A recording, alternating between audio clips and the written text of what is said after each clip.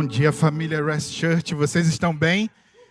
Nossa, essa introdução é tão linda que a gente tem que parar para olhar, né? Não dá para... vamos dar um salve aqui, uma salva de palmas aos nossos irmãos da mídia que fizeram essa introdução tão linda. Que Deus os abençoe. É tão inspirador o trabalho que eles realizam sempre, nos inspira sempre mais. Quantos estão felizes aqui de estar aqui nessa manhã? Amém. Você saiu da sua casa, você levantou hoje nessa manhã de inverno, manhã de chuva. A gente espera muito que Jesus possa falar com você nessa manhã, que isso tenha valido a pena você sair da sua casa, ou você que está nos vendo em casa, nos assistindo, preferiu ficar, né, debaixo do cobertor, com a sua família, também está com a gente online. Deus abençoe você. É uma honra ter vocês aqui nessa manhã. Ontem nós tivemos o nosso Arraiada Rest. Quantos puderam estar? Nem todos puderam, mas foi muito bom. Tínhamos ali também um número bem considerável de pessoas. Muito bom ver o serviço dos irmãos. Então, um salve para todos esses irmãos. Eu estou com um papel de churrasquinho aqui no meu bolso, que eu estava na churrasqueira fazendo o churrasco, e aí tinha um caixa, né? E os irmãos eles iam no caixa, compravam, pagavam e traziam um papel. E eu fiquei cheio desses papéis aqui. Então, bom, graças a Deus vendemos todos os churrasquinhos. Meu nome é Jorge, todo mundo me conhece como Jorginho. Eu sou pastor auxiliar aqui nesse campus. Tenho podido, junto com a minha esposa, com a minha família, servir a essa igreja desde o início. E vocês são parte da nossa família, todos somos uma família só. Eu queria hoje dar continuidade ao nosso tema, que é o tema invisível. Nós estamos no segundo dia e eu queria te convidar a abrir o nosso texto base. Muito obrigado aqui pela água e pelo café. Está quente, Os irmãos aqui que já acompanham a gente há mais tempo já me viram queimando aqui não só a língua, a garganta. Eu acho que até o estômago queimou, uma vez que veio bem quente. Eu adoro café, para quem me conhece. Eu bebi de uma vez, então agora já me avisam.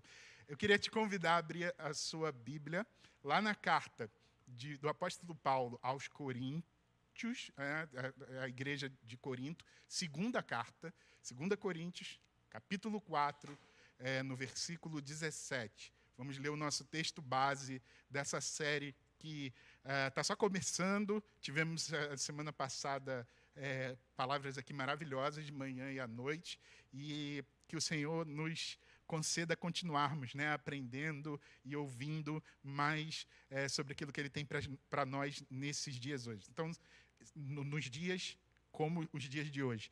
Capítulo 2 da carta de Paulo aos Coríntios, capítulo 4, no versículo 17 e no versículo 18. O apóstolo Paulo ele diz assim: porque a nossa leve e momentânea tribulação produz para nós cada vez mais abundante um peso eterno de glória. Não sei qual é a versão que você tem, mas todas as versões elas variam um pouquinho, mas a mensagem que passa é a mesma.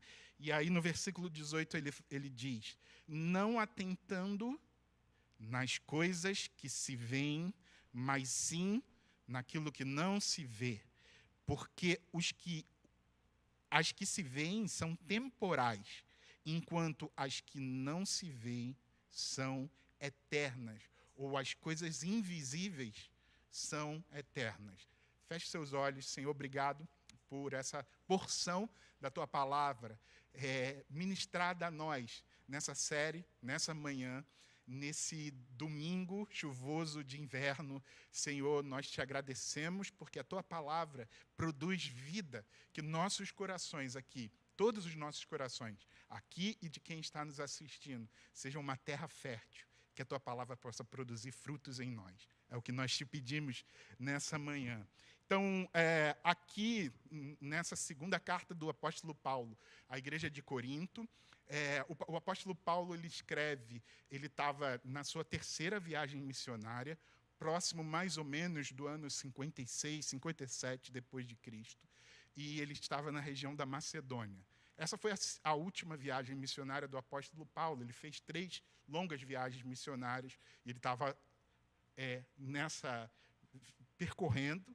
Ele estava sendo um missionário, sendo alguém que estava plantando igrejas, evangelizando, trabalhando em prol do reino de Deus, mas ele estava escrevendo para uma igreja que ele tinha plantado, que ele tinha começado na sua segunda viagem missionária, ao longo da sua segunda viagem missionária. Então, ele estava acontecendo aquilo que era a vontade de Deus para a vida dele. Estava acontecendo, Paulo estava em movimento, mas ele não deixou de se preocupar com aquilo que ele tinha plantado, aquilo que ele tinha começado. Então, ele está escrevendo para uma igreja que ele tinha plantado há alguns anos. A tradição cristã, ela diz que Paulo escreveu 4 cartas à igreja de Corinto. Só que nós perdemos, ao longo da história, 2 dessas cartas. Então, muito provavelmente, essa segunda, na verdade, é a 4ª. E o que eu acho incrível dessa carta é que ela é um pouco autobiográfica. O apóstolo Paulo ele vai falando de si, falando da sua perspectiva. E quando a gente pensa que, na verdade, ele já está na sua terceira, última viagem, já está mais alguns anos depois ele viria a ser decapitado em Roma, ele já ia ir para a eternidade. Então, a gente pode ver alguém a gente pode entender o contexto de alguém que já está ali no topo da sua sabedoria, da sua experiência, olhando para trás e ministrando àqueles que ele tinha convertido, aqueles que tinham sido tocados pelo seu ministério, mas ele fala a partir de um ponto de vista do que ele está atual, olhando em retrospectiva. Então, ele olha para trás e ele escreve muito a partir da sua experiência, a partir da sua vivência, a partir daquilo que ele viveu, e aí pode, então, compartilhar, e aí pode, então, ensinar. Então, é meio autobiográfica as cartas aos Coríntios. E eu acho esse capítulo 4 incrível, porque aqui, já no versículo 17 e no versículo 18, ele fala, né, sobre ele fala assim, olha, a nossa leve e momentânea tribulação. E se você conhece um pouco da vida do apóstolo Paulo, você sabe que nada foi leve e nada foi momentâneo, porque ele ainda estava vivendo muitas tribulações. Mas essa é a forma que ele escolheu olhar para essas tribulações que ele vivia e que ele tinha vivido. Porque isso, para ele, era lucro. E ele escreve que é exatamente isso. Aquilo que ele viveu de difícil, ele escolheu olhar por um outro prisma, por um outro ângulo. É como se ele se recusasse a olhar para a realidade. Ele se recusasse a ver a realidade como os outros viam. E eu acho isso incrível, porque a gente tem muita dificuldade de viver a nossa vida no dia de hoje olhando por outros olhos, senão dos olhos da nossa própria visão, da nossa própria realidade. Quando a gente está passando, não sei o que você está vivendo nesse momento, mas talvez alguém aqui esteja desempregado, e aí, dia após dia, ao longo da semana, você vai olhando para a tua realidade, você abre a geladeira e não está tão recheada, tão cheia quanto você já teve, já viveu. Você, de repente, está vivendo um problema no teu casamento, no teu relacionamento, e você não consegue olhar a partir de outros olhos, senão da dor, senão do sofrimento, senão daquela angústia, e que isso vai produzindo em nós, no dia após dia, uma vida baseada em cima daquilo que as lutas que a gente está vivendo. A história do apóstolo Paulo e de alguns outros homens de Deus, grandes homens de Deus, ela se difere. Porque esses homens, eles escolheram olhar, eles escolheram tirar os seus olhos, os olhos naturais das circunstâncias das suas vidas. Eles escolheram olhar para o futuro do presente. Eles escolheram abrir uma outra janela. E aquilo que era a realidade, que qualquer um ao seu lado, à sua volta, diria para eles assim: você está doido, cara? Você não está vendo? Você passou por naufrágios, você passou por prisões, você foi açoitado, foi apedrejado, você passou o tempo inteiro longe de casa. Você não vê que isso é... Quanto você... Não é possível. Como você consegue olhar para a vida dessa forma? Como que foi leve e momentâneo se tem 20 anos que você está passando por isso? Mas o apóstolo Paulo, isso, na verdade, produz para mim um peso de glória. Porque eu não atento para aquilo que eu vejo. Mas eu me atento e me apego àquilo que me é invisível. Aquilo que eu não vejo. Porque o que eu vejo não é a verdade. Porque o que eu vejo é temporal. E se é temporal, não pode ser a verdade. Não é a realidade. Porque o que é realidade para mim é aquilo que é temporal. O que é realidade para mim é aquilo que eu vejo pela janela da fé que eu abri na minha vida, que eu vejo o futuro e aí esse futuro é a minha realidade. É a eternidade que vale para mim. E é incrível esse capítulo, porque ele vai falando, né, sobre ele ser perseguido, mas não estar desamparado, abatido, mas não destruído, perplexo, mas não desanimado, perseguido, mas não desamparado. E quantos de nós, à medida de que as lutas vão acontecendo no dia a dia, nós nos sentimos exatamente o contrário do que ele está falando. A gente se sente desamparado, a gente se sente perdido, a gente pensa em deixar a fé, deixar de caminhar em comunidade. A gente abandona Jesus.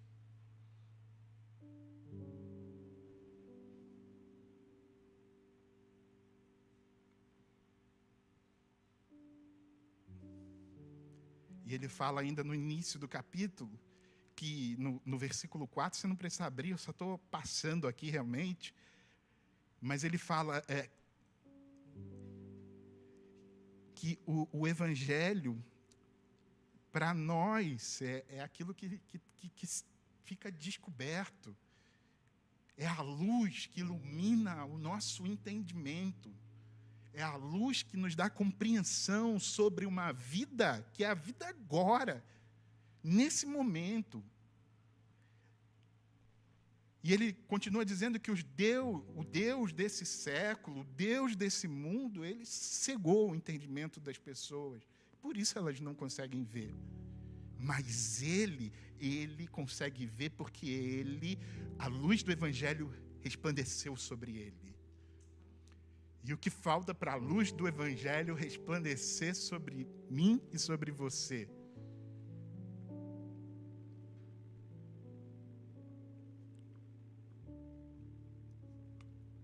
Está quente mesmo. Esse é o segredo desse homem. O que a gente pode aprender com esses homens? O que a gente pode tomar para a nossa vida hoje?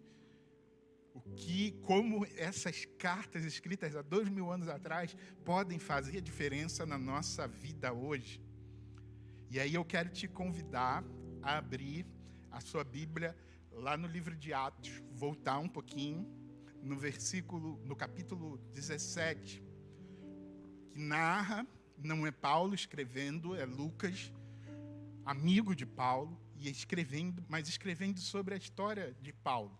E sobre um momento muito importante, muito legal na vida de Paulo, qual ele estava na sua segunda viagem missionária. Então, lá no livro de Atos, no capítulo 17. E eu queria fazer se a gente puder ir lendo e compartilhando, é um pouco do que veio para o meu coração. Então, hoje a gente não está tendo ponto 1, ponto 2, ponto 3. apesar de eu gostar muito de compartilhar a mensagem dessa forma, mas hoje eu gostaria de ir lendo com vocês, e a gente pode ir lendo e compartilhando sobre esse outro momento da vida de Paulo. E aí, a partir do versículo 1 do capítulo 17, na versão que eu tenho aqui, diz assim: e passando por Anfípolis e Apolônia, chegaram a Tessalônica, onde havia uma sinagoga de judeus. E Paulo, como tinha por costume, foi ter com eles, e por 3 sábados disputou com eles sobre as Escrituras, expondo e demonstrando que convinha que o Cristo padecesse e ressuscitasse dentre os mortos. E esse Jesus que vos anuncio, dizia ele, é o Cristo. Esse era o fundamento da pregação do apóstolo Paulo. Jesus veio, Jesus morreu por nós, e Jesus ressuscitou. É tão básico, mas muitas vezes não é o fundamento da nossa vida. Jesus veio, Jesus morreu, Jesus ressuscitou. E alguns deles creram e ajuntaram-se com Paulo e Silas, né?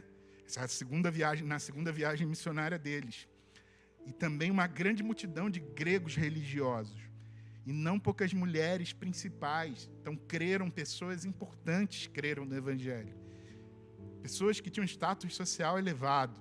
Mas os judeus desobedientes, movidos de inveja, tomaram consigo alguns homens perversos dentre os vadios e, ajuntando o povo, alvoroçaram a cidade e assaltaram a casa do Jason.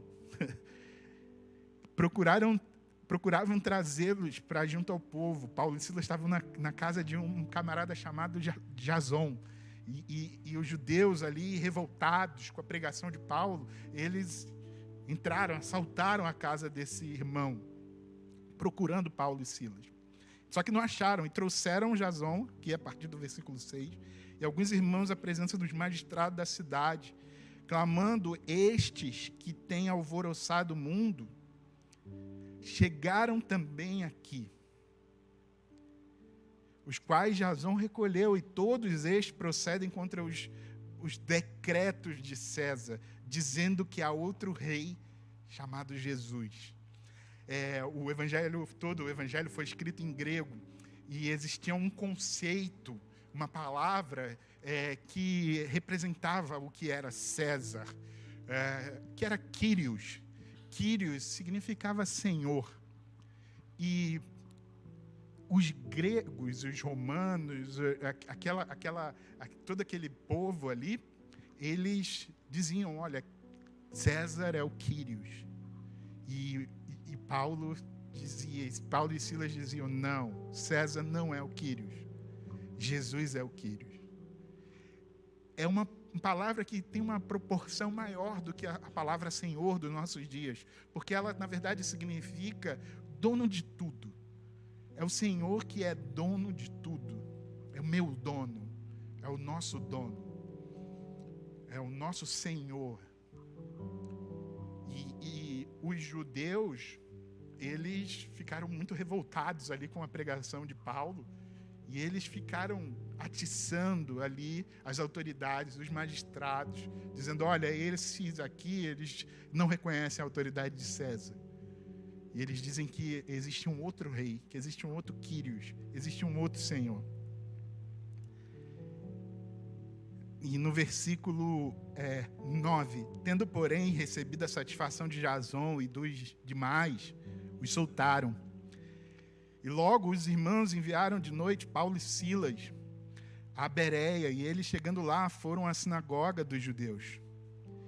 Ora, estes foram mais nobres do que o que estavam em Tessalônica, porque de bom grado receberam a palavra e, examinando cada dia nas Escrituras, se essas coisas estavam realmente como estavam. De sorte que creram muitos deles, e também mulheres gregas de classe nobre, e não poucos homens. Mas logo os judeus de Tessalônica, eles saíram de onde eles estavam, souberam que a palavra de Deus também era anunciada por Paulo em Bereia, foram lá e citaram as multidões. No mesmo instante, os irmãos mandaram a Paulo que fosse até o mar, mas Silas e Timóteo ficaram ali. E os que acompanhavam Paulo levaram até Atenas. Então, aquilo que a gente estava falando lá no início aqui, da dificuldade. Ele estava trazendo a palavra, pregando, trazendo o evangelho, trazendo a boa nova do evangelho, espalhando. Mas ele não vivia um segundo de paz, porque ele era perseguido de todos os lados. E é esse mesmo homem que está dizendo ali na carta de 2 aos Coríntios, que está dizendo que foi leve e momentâneo. Foi leve e momentâneo. Só assaltaram a casa onde eu estava.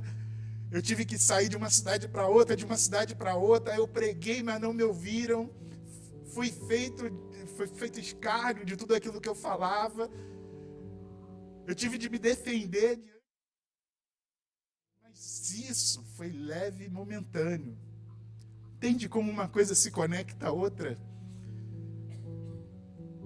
E por tão pouco a gente, na verdade, pensa em desistir. Mas vamos continuar aqui, porque os que acompanharam levaram Paulo até Atenas.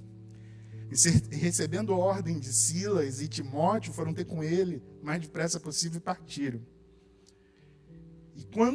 Enquanto Paulo os esperava em Atenas, o seu espírito se comovia em si mesmo, vendo a cidade tão entregue à idolatria.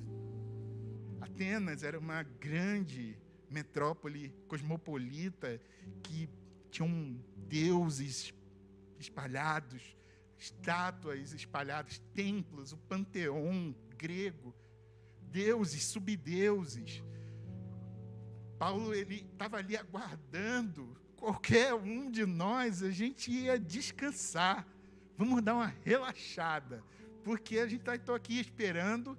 Olha, essa cidade maravilhosa, enorme. Aqui tem de tudo para comer, tem de tudo para beber. Mas eu vou descansar, vou esperar os irmãos chegarem aqui. Não.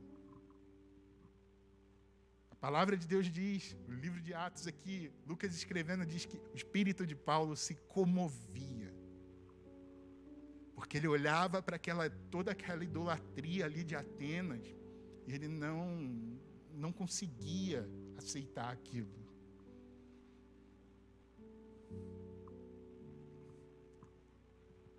Quais são o que acontece na vida de um homem quando o evangelho assume todas as dimensões da sua vida? Quando o evangelho é escrito nos seus ossos, é escrito no seu coração.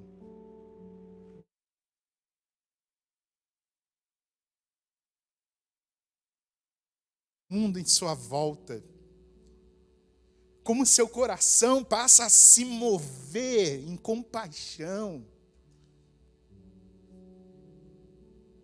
Eu não sei você, mas eu no lugar dele, se eu não quisesse descansar, eu ia estar lambendo meus próprios ressentimentos, lambendo as minhas próprias feridas. Porque que Deus é esse que, Deus está fazendo a sua vontade, eu passo tanta dificuldade? Como pode? Mas Paulo foi o homem que aprendeu a transformar ressentimentos em compaixão. E a gente fica guardando tanto ressentimento. Você precisa transformar seus ressentimentos em compaixão. Deixar ser movido pela compaixão. Deixar-se ser transformado por um sentimento de compaixão, que é aquele sentimento de Jesus na cruz, dizendo: Pai, perdoa-os, porque eles não sabem o que fazem.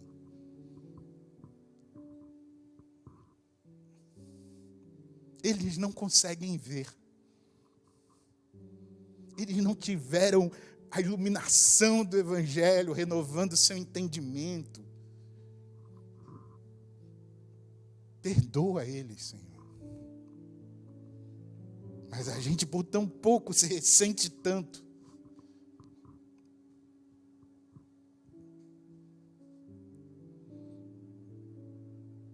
No versículo 17, de sorte, eu não quero me estender muito, mas de sorte, que disputava na sinagoga com os judeus e com os religiosos. Nossa, eu já teria abandonado os judeus aqui, meu Deus. E ele continuava. E todos os dias na praça, com os que se apresentavam. E alguns dos filósofos epicureus e estoicos contendiam com ele, e uns diziam: o que quer dizer esse paroleiro? O que quer dizer esse falador? E outros, parece que é pregador de deuses estranhos, porque lhes anunciava a Jesus e a ressurreição. Porque para Paulo, a ressurreição era uma ressurreição real. Uma ressurreição que não é a que às vezes a gente se deixa levar pelo preconceito de uma ressurreição só espiritual, uma ressurreição. Não. Paulo cria na ressurreição corpórea. Eu não sei como, mas ele cria nessa ressurreição, uma ressurreição plena. E quando ele chegava diante ali do mundo grego, do mundo helênico, que era um mundo ali de intelectual, Atenas era a capital intelectual do mundo. Lembra alguma coisa assim, a Zona Sul, no contexto brasileiro? Lembra? Eu acho que lembra. Porque era onde estavam os artistas, os filósofos, os poetas, os músicos. Estava todo mundo ali. Os místicos. E em tudo que se baseava o pensamento daquele povo, mesmo diante das diferenças. Aqui a gente fala sobre os epicureus, os estoicos, eles tinham pensamentos distintos, mas existia uma coisa que unia eles, que era o pensamento platônico de que não existia eternidade, não existia ressurreição. Então, quando Paulo fala sobre isso, ele chama a atenção deles, porque eles, o que ele está ensinando? Isso é novo. O que é isso que esse cara está ensinando? Vamos ouvir. Porque é novo para a nossa realidade.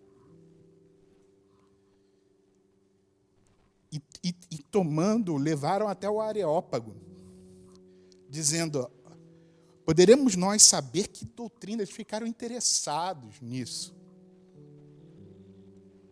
Porque aquilo que Paulo falava era algo que era além, e trazia para eles um interesse, despertava neles um interesse. No versículo 20, pois coisas estranhas nos trazes a ouvidos, nós queremos saber mais sobre isso.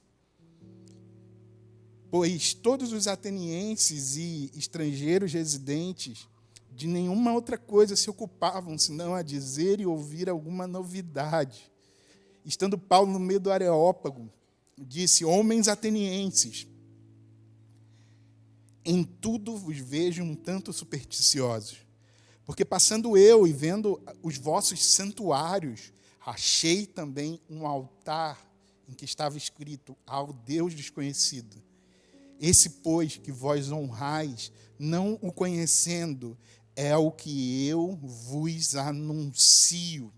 O Deus que fez o mundo e que tudo que nele há, sendo o Senhor do céu e da terra, não habita em templos feitos por mãos de homens, nem tampouco é servido por mãos de homens, como que necessitando de alguma coisa, pois ele mesmo é quem dá a todos a vida, a respiração e todas as coisas.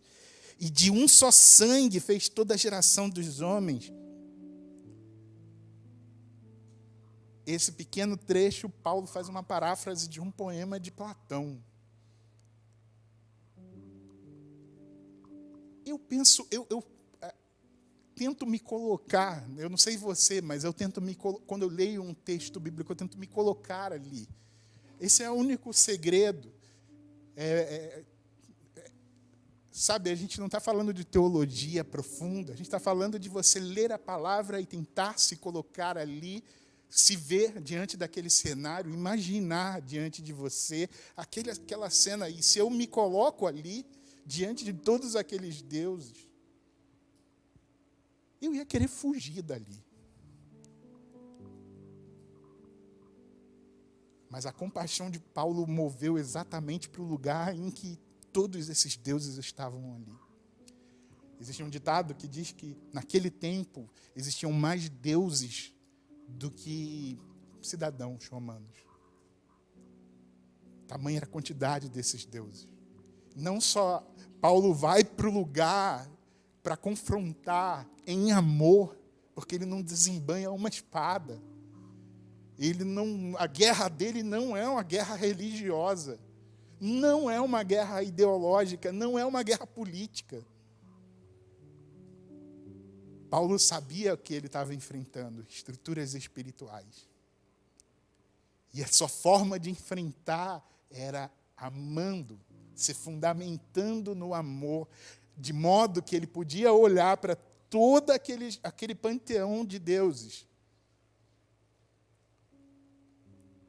e conseguia ver alguma coisa positiva naquilo. E o que ele viu de positivo foi esses homens e essas mulheres, eles têm um interesse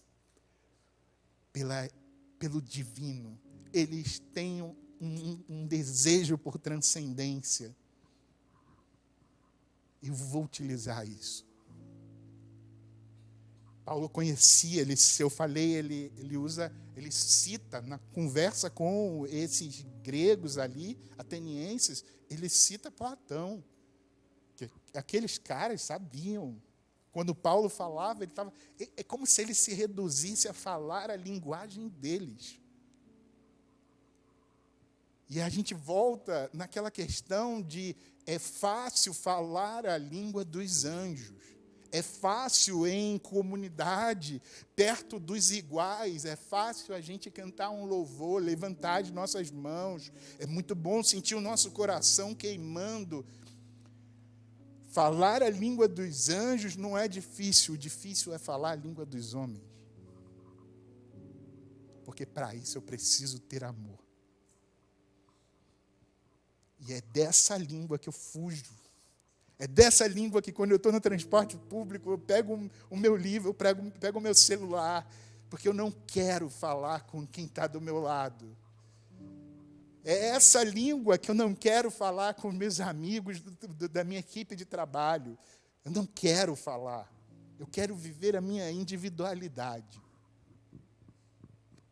A minha individualidade precisa ser respeitada. E eu não quero me interessar pelo outro porque dá muito trabalho. Vai trazer problema para mim.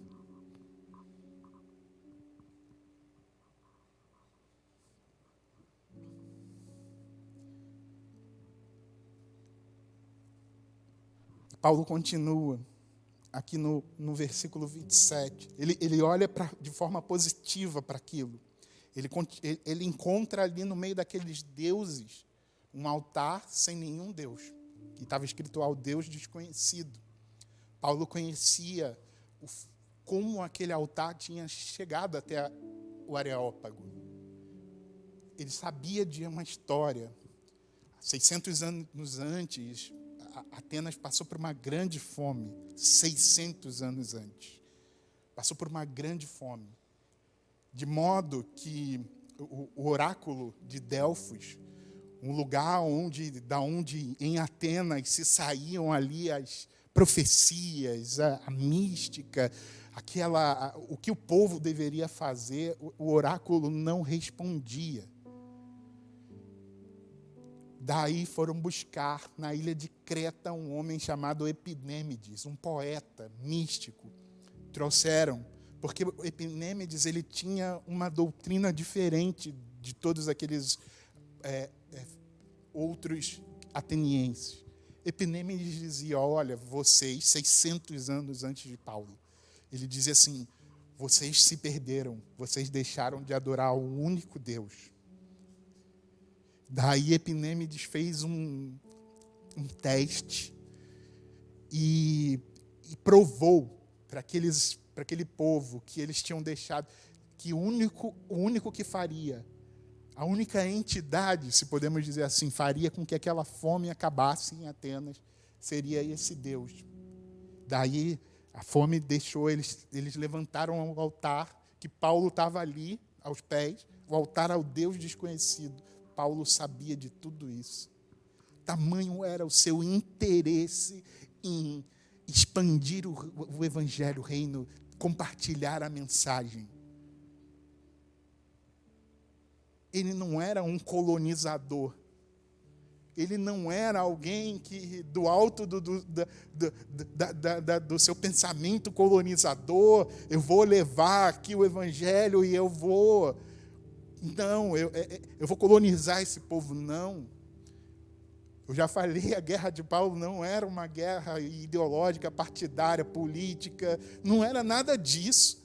Ele só queria levar a boa notícia do evangelho. Ele só queria ver esse povo sendo transformado, porque isso estava pulsando em seu coração o tempo inteiro, e ele não conseguia pensar em outra coisa, senão em formas de amar, e amar até as últimas consequências, como Jesus amou. Amar, que é viabilizar a vida. Fazer a vida humana encontrar o seu sentido. Amar desse jeito, de uma forma que me faz compreender a história do outro, me faz compreender.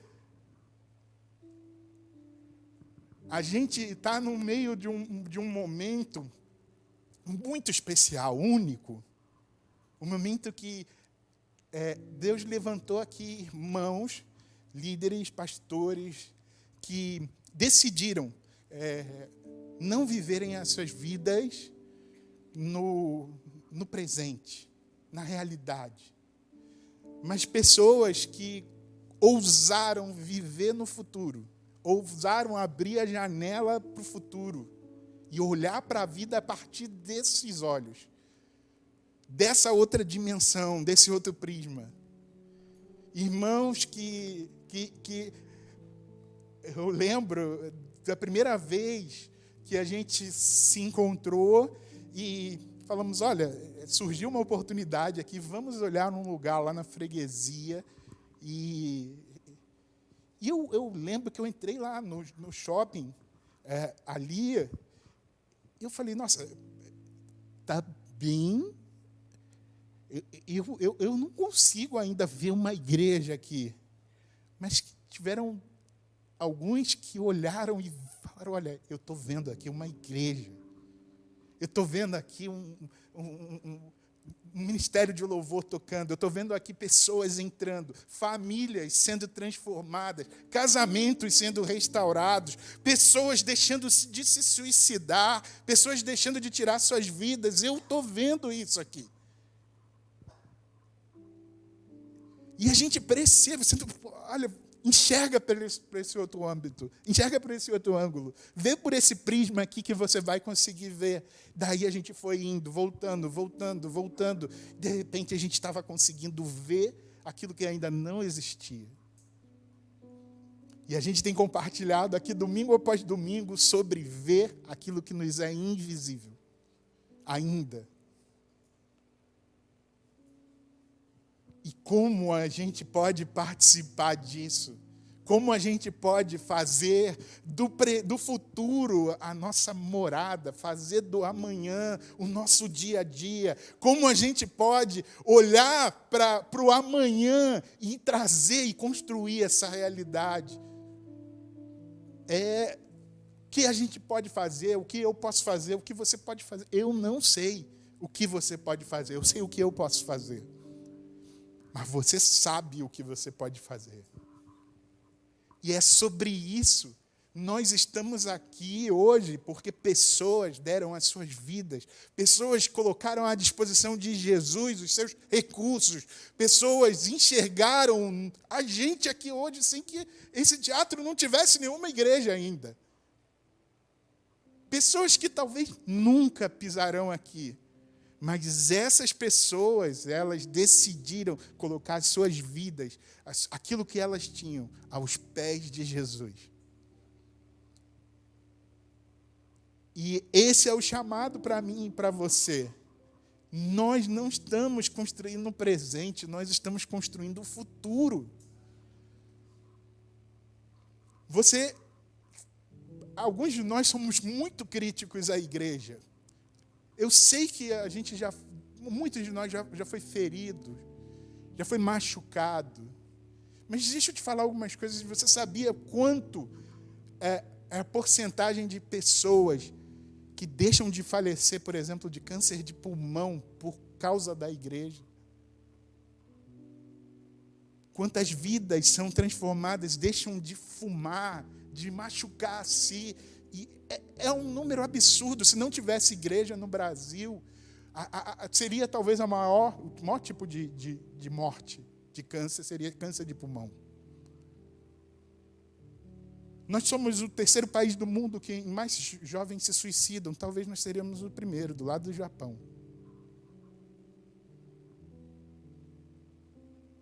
Se não houvesse igreja no Brasil.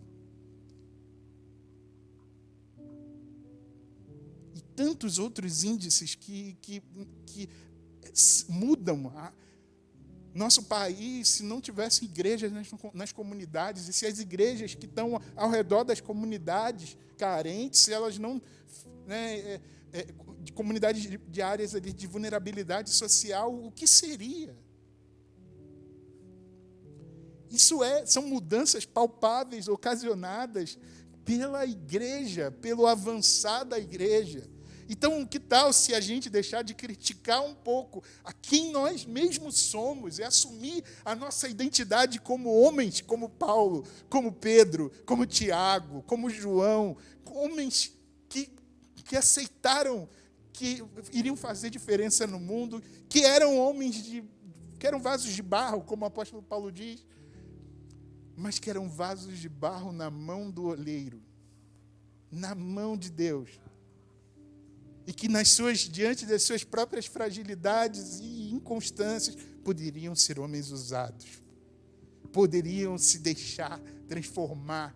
Poderiam ser renovados pela transformação do seu próprio entendimento. Poderiam sofrer uma metanoia. Poderiam viabilizar um mundo novo. Porque a fé é a janela para um mundo novo. E é esse o convite para hoje, é esse o convite para todos nós. Como eu posso abrir essa janela? Nós temos falado domingo após domingo sobre doações. Sim, as nossas doações, elas são uma forma de viabilizar esse mundo novo. Viabilizar famílias restauradas, viabilizar vidas transformadas, pessoas deixando seus vícios, pessoas encontrando um propósito e um sentido na vida. E para que isso, que já é a realidade, mas para que isso se concretize, o que eu preciso fazer? Eu preciso ir lá na minha conta, eu preciso compartilhar aquilo que Deus colocou diante de mim, crendo sempre que Deus, ele enche aquele copo que se esvazia. Então, quanto eu tenho, eu não sei quanto você tem, mas quanto eu tenho, eu vou compartilhar. Porque isso é o que Deus vai usar hoje. Lembra daquele milagre de Jesus, em qual o menino ali compartilhou 5 pães, 2 peixes, e aquilo alimentou milhares. 5.000 homens, mais mulheres e crianças, possivelmente 12.000 pessoas, com aquilo que aquele menino tinha e compartilhou. Então eu quero hoje fazer mais uma vez um convite a você, que é o convite para mim, é o convite para todos nós, de colocar o que eu tenho, o que você tem, aos pés de Jesus. Talvez alguns irmãos tenham doado valores que são valores eu acho que valores, assim, altos, significativos. Tem irmãos que têm doado 10 mil, 5 mil.